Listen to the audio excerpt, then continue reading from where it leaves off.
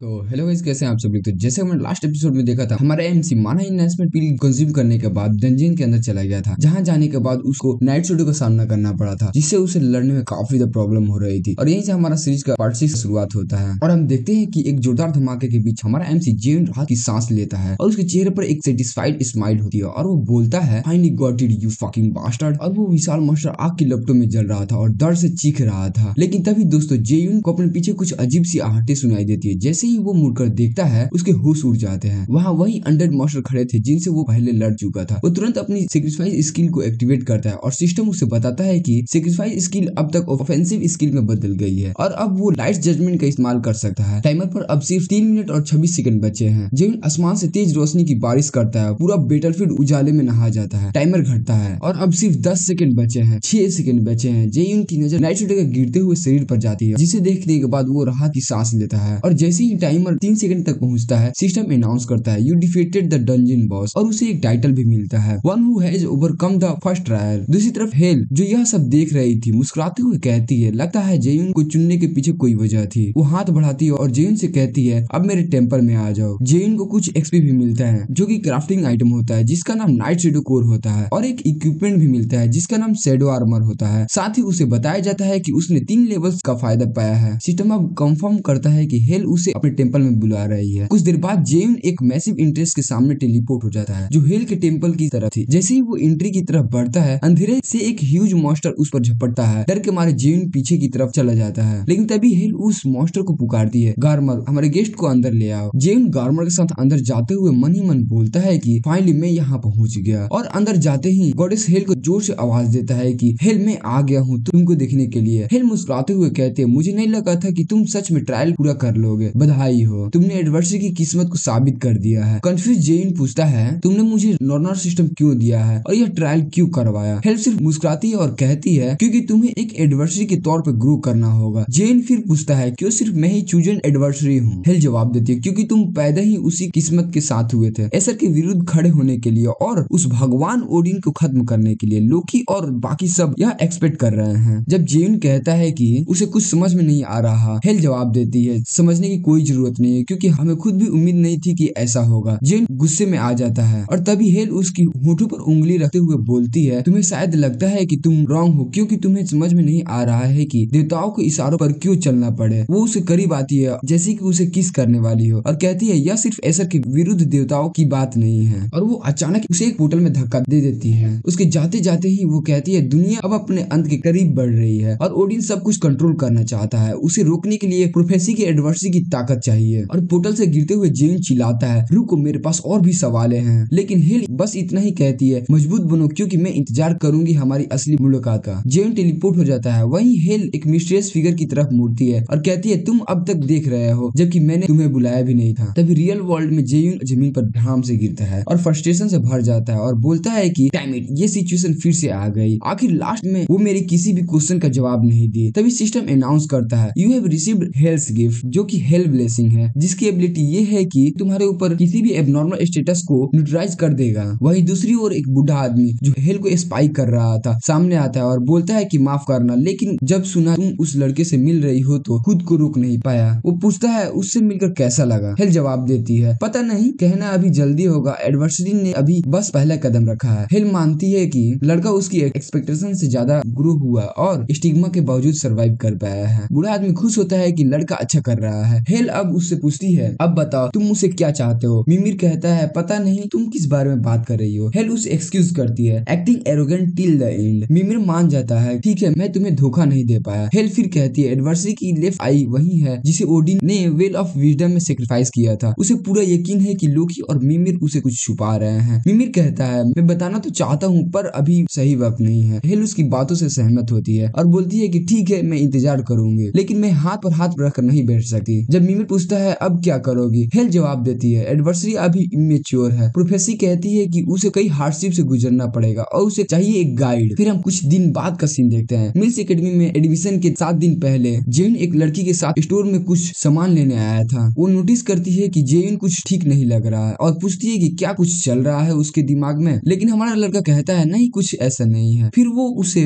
बाकी सामान दिलाने के लिए ले जाती है, लेकिन भले ही उसने कहा कि उसे कुछ नहीं हुआ है, लेकिन उसके दिमाग में बहुत कुछ कुछ चल रहा होता है। वो सोच रहा होता है कि उसने अब तक इतना कुछ सहा आंसर के बिना, और अब तो सवाल भी और ज्यादा बढ़ गए हैं। थैंकफुली उसे एक पैसिव स्किल मिला जिसका नाम हेल ब्लेसिंग है, और एक एक्स रैंक स्किल भी मिला। और गाइस मुझे समझ में नहीं आ रहा है कि इन्होंने एक्स रैंक स्किल क्यों लिखा है, यहाँ पे एस रैंक या फिर गॉड रैंक स्किल लिख सकते थे। शायद हमारे राइटर से कुछ मिस्टेक हो गए होंगे, कहीं ये एस रैंक होंगे या फिर गॉड रैंक के स्किल। और चलो कहानी पे आते हैं। और भी एक्स रैंक स्किल उसके पास है, जैसे कि one wash by the gods, जो गॉड ब्लेसिंग से यूजर की ग्रोथ को बूस्ट करता है। एब्सोल्यूट आई ऑफ गॉड, जो इल्यूजन को काट कर एब्सोल्यूट रियलिटी दिखाता है। एक एक्स रैंक ऐसा रैंक है जिसे जेविन ने एजर सिस्टम में कभी भी सुना नहीं था। एक्स का मतलब एक्स्ट्राऑर्डिनरी, यानी कि यह स्किल सिस्टम के नॉर्मल से बाहर है, यानी यह स्किल सिस्टम के औकात से बाहर है। वो सोचने लगता है शायद यह स्किल उसे इसीलिए मिले है ताकि वो ओडिन जैसे ग्रेट गॉड को मार सके। यह सोचते ही उस पर फिर से भारीपन छा जाता है। तभी उसका ध्यान टूटता है जब वो देखता है कि हाना जिसके साथ वो आया है वो एक माना ब्लेड के लिए 300 मिलियन वॉन दे रही है, और वो भी एक एक्सपेंडेबल आइटम है। हाना फोन पर एक लंबी सी लिस्ट निकालती है कि अभी और भी क्या लेना है। जेउन टेंशन में आ जाता है। कुछ घंटे पहले इस लड़की ने उसे कॉन्टेक्ट किया था और बताया था कि वो यानाजोला गिल्ड से है, और संजीन उसे एक गिफ्ट देना चाहता है क्योंकि उसकी मिल्स एकेडमी में एंट्री करीब है। जेउन को लगा था कि बस कुछ एलेक्सर या फिर आर्टिफैक्ट्स लेंगे, लेकिन यह तो पूरी शॉपिंग लिस्ट ही निकाल रही है। उसके हाथों में बैग्स डालते हुए हाना कहती है चलो अब आर्मर देखने चलते हैं, लेकिन जेउन उसे रोकता है और बोलता है कि आर्मर की जरूरत नहीं है क्योंकि उसके पास ऑलरेडी एक है। वो उसे दिखाता है शैडो आर्मर, जो उसे नाइट शैडो को हराने पर गिफ्ट के तौर पर उसे मिला था। इसे पहनते ही उसे एक स्टेल्थ की स्किल मिलती है। यह एक बी रैंक प्रोटेक्टिव गियर है, और जेइन को पूरा यकीन है कि इसे बेहतर कुछ नहीं मिलेगा, खासकर जब इसमें एक स्टेल्थ की भी स्किल हो। हाना यह सुनकर पूछती है क्या तुम्हें ऐसा आर्टिफैक्ट चाहिए जो स्टेल्थ स्किल दे, क्योंकि हर एक रेडर ऐसा आइटम चाहता है, लेकिन वैसा आर्मर यहाँ पर मिलना काफी मुश्किल है। जेइन मना करता है और बोलता है कि नहीं चाहिए, वैसे भी एक ऐसा आर्टिफिकेट सिर्फ डंजन में ही मिल सकता है, वो भी किस्मत से। स्टेल्थ सीखने वाले भी कम ही होते हैं। हाना सहमत होती है, सही बात है, पूरी कंट्री में सिर्फ एक ही रेडर है जिसके पास में यह स्किल वाला आर्मर है, जो कि मेरा भाई है। वो ऐसा कहकर आगे बढ़ जाती है। जेन फिर पूछता है कि तुम्हारा मतलब क्या है, तब हाना बताती है कि मैनेजर पार्क संजिन मेरा भाई है। यह सुनकर जेन शॉक हो जाता है। उसे यकीन नहीं होता है कि हाना और संजिन बिल्कुल अलग हैं। तभी अचानक उसकी आंखों में एक तेज चमक आती है और नॉर्मल सिस्टम उसे अलर्ट करता है कि कोई अननोन एंटिटी उससे रेजोनेट कर रही है। उसे चक्कर सा आने लगता है और फिर वो एक लाइट देखता है, बिल्कुल वैसे ही जैसे उसने ट्रेजर गेट में देखी थी, जिस गेट के अंदर से उसे एक ऑडियंस आई भी मिला था। गाइज आप लोगों को वो सीन तो याद ही होगा। और वो तुरंत उस लाइट को फॉलो करने के लिए दौड़ पड़ता है, जिसे देखकर हाना आवाज देती है, लेकिन वो कहता है कि बस 1 मिनट रुको मैं आता हूँ। जब वो लाइट को फॉलो कर रहा होता है उसका absolute I of God activate हो जाता है और वो इल्यूजन को चीरते हुए सच्चाई दिखाता है। सिस्टम उसे बताता है कि एब्सोल्यूट आई ऑफ गॉड की फर्स्ट लो रैंक स्किल अनलॉक हो गई है, और उसे स्किल भी मिला है डिटेक्शन। डिटेक्शन भी एक एक्स रैंक स्किल है। इससे वो अनप्रेज आइटम को एनालाइज कर सकता है और दूसरी की स्टेल्थ या फिर फैंटम स्किल को न्यूट्रलाइज कर सकता है। और गाइज मैं एक्स रैंक स्किल को अब से गॉड रैंक स्किल ही बोलूंगा। और वो यह सब देखकर हैरान हो जाता है और नॉर्मल सिस्टम खुद ही डिटेक्शन एक्टिवेट कर देता है। फिर हम दूसरी जगह का सीन देखते हैं जहाँ पर एक क्लोज कॉम्बैट मैच चल रहा होता है, और वहाँ पे हमें एक बंदा दिखाया जाता है जिसका नाम अनहो यून होता है, और वो अपने ओपोनेंट को हराकर जीत जाता है। ऑडियंस में लोग उसकी तारीफ करते हैं, लेकिन कहते हैं कि उसका टैलेंट अपने ओपोनेंट से बहुत ज्यादा ऊपर है, इसीलिए वो फ्यूचर का एस रैंक रेडर जरूर बनेगा। होयन की जीत के बाद उसके फादर उसे बधाई देते हैं, लेकिन साथ ही वो चेतावनी भी देते हैं ज्यादा एक्साइटेड मत हो, यह जीत ओबियस थी। होयन बिना किसी एक्साइटमेंट के साथ कहता है मुझे पता है फादर। फिर भी उसके पिता कहते हैं अब अगली एक्टिविटी के लिए रेडी हो जाओ और जाकर शावर ले लो। और फिर हम उसी बंदे को देखते हैं जो शावर के लिए चला जाता है और शावर लेते हुए सोचता है कि यह जिंदगी कितनी थकाऊ है, मेरी खुद की विशेष की कोई भी वैल्यू नहीं है। और फिर वो बताता है कि वो एक रेडर बनना चाहता था, यह तो वैसा बिल्कुल नहीं है, और ऐसा कैसे हो गया। उधर स्टोर में नॉर्मल सिस्टम उसे एक नया आइटम प्रेजेंट करता है जिसका नाम मिस्टिलेटिन होता है, और ये वही मिस्टिलेटोई ब्रांच है जिसने ओडिन के बेटे बाल्डोर की जान ली थी। यह एक ग्रोथ टाइप आइटम है जो अपने यूजर के साथ ग्रो करता है। इसमें असीम मैजिक, और इसे पहनते ही यूजर को माना परसेप्शन नाम का पैसिव स्किल भी मिलता है। माना परसेप्शन गॉड रैंक स्किल है जो यूजर की माना डिटेक्टिंग एबिलिटी को हाईएस्ट लेवल तक ले जाती है। जेन एक्साइटेड हो जाता है, लेकिन सोचता है कि कहीं यह भी नॉर्मल सिस्टम की कोई चाल तो नहीं है ना। लाइट को फॉलो करते हुए वो होयुन के पास से गुजरता है। होयुन खड़ा हो जाता है और उसका पिता उसके लिए कई इक्विपमेंट पीसेस चुनते हैं। होयुन पूछता है इतना सारा खरीदने की क्या जरूरत है। पिता कहते हैं तू फ्यूचर का एस रैंक रेडर बनने वाला है, तुझे तो सोचना ही नहीं चाहिए इन चीजों के बारे में। होयुन बोलता है इसका असर मॉम के हॉस्पिटल बिल पर भी पड़ेगा, लेकिन उसके फादर उसे टोकते हुए बोलते हैं इसकी चिंता मत करो, तुम बस ट्रेनिंग पर फोकस करो। होयुन हमेशा की तरह मान जाता है, लेकिन अंदर से सोचता है मैं यहाँ क्या कर रहा हूँ। जैसे ही वो स्टोर से मूव करने वाले होते हैं तभी अनाउंसमेंट होती है कि एक डंजन ब्रेक हुआ है, आसपास मॉन्स्टर दिखाई दिए हैं, सभी कस्टमर से निवेदन है कि शांत रहें और स्टाफ को फॉलो करें। डंजन ब्रेक का मतलब जब समय पर डंजन क्लियर नहीं होता है और मॉन्स्टर बाहर आ जाते हैं और जिससे आम आदमियों को खतरा भी होता है। तभी हम देखते हैं कि एम्प्लॉइज जो होते हैं उन लोगों को शांत करते हैं और गाइड करते हैं सेफ प्लेस पर जाने के लिए। होयुन का पिता कहता है तू पीछे क्यों खड़ा है, चल निकल यहाँ से। वो उसे याद दिलाता है तू एक जीनियस है और फ्यूचर में पूरा कोरिया तुझसे कंट्रोल हो सकता है। अगर तू यहाँ हर्ट हुआ तो माइल्स एकेडमी में एडमिशन पर असर पड़ेगा। यहाँ लड़ाई से कुछ हासिल नहीं होने वाला है। लेकिन होयुन टस से मस नहीं होता। होयुन सोचता है रेडर्स तो आ ही रहे होंगे, लेकिन जो आम लोग हैं जो खुद को प्रोटेक्ट नहीं कर सकते उनका क्या होगा। यह उसका मौका है खुद को साबित करने का। वो उल्टी डायरेक्शन में दौड़ पड़ता है और उसका फादर चिल्लाता है वापस आ जाओ। लेकिन होयुन खुद से कहता है मुझे पता लगाना है कि क्या मैं वही हूँ जो अपनी मॉम को दिखाना चाहता था। लेकिन तभी उसका सामना कुछ खतरनाक गॉब्लिन से होता है जिसे देखने मात्र से ही वो बिल्कुल फ्रीज हो जाता है। उसका शरीर हिलता तक नहीं, सिर्फ उसका पुपिल्स जो होते हैं वही कांपते हैं। और गाइस मैं आपको बता दूं कि ये जो बंदा है ये काफी आगे चल के पावरफुल बनने वाला है और हमारे एमसी को हेल्प भी करेगा काफी ज्यादा। लेकिन अभी ये रियल फाइट से बेखबर है, इसीलिए ये गॉब्लिन से लड़ नहीं पा रहा है। लेकिन ये काफी ताकतवर बंदा है। चलो अब कहानी पे आते हैं। मॉन्स्टर उसकी तरफ दौड़ते हैं और जैसे ही एक गॉब्लिन उसकी ओर वार करता है वो सोचता है मैं क्यों नहीं हिल पा रहा हूँ, मुझे तो रेडर बनना था। यह तो लो लेवल मॉन्स्टर्स हैं, मैं इनसे डर क्यों रहा हूँ। तभी अचानक जेयुन आकर उस गॉब्लिन को जमीन पर कुचल देता है। हुइन ये देख हक्का बक्का हो जाता है और पीछे की तरफ गिर जाता है। और यह अजनबी यानी जेयुन उसे पूछता है तू होयुन है ना। और फिर हमें बताया जाता है कि कुछ देर पहले जेयुन ने एक आइटम खुद के पैसे से खरीदा था जो कि सिर्फ 500 वॉन की थी। तभी हाना ने उसे पैनिक में पुकारा था। हाना घबराकर पूछती है क्या हुआ, अचानक से अनप्रिज्ड आइटम्स वाले कॉर्नर की तरफ क्यों भागे। लेकिन उसे सिर्फ एक पत्थर जैसा कुछ नजर आता है जेयुन के हाथों में जो उसने खरीदा था। जेयुन सोचता है कि